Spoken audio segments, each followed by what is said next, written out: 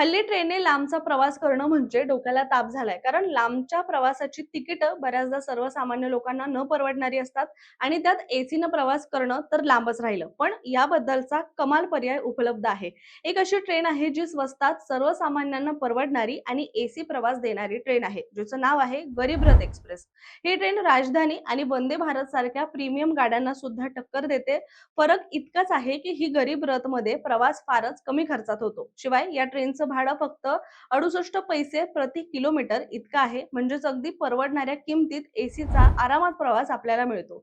गरीब रथ एक्सप्रेसची सुरुवात 2006 मध्ये झाली होती आणि आज ती दिल्ली मुंबई, दिल्ली चेन्नई, पटना, कोलकाता अशा देशातील 26 प्रमुख मार्गांवर धावते.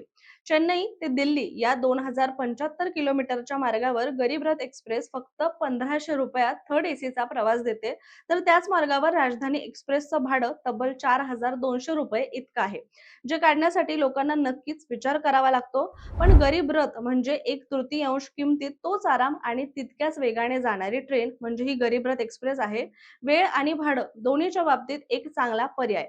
काय मग तुम्ही या ट्रेननं कधी प्रवास केलाय का? कमेंट करून नक्की सांगा.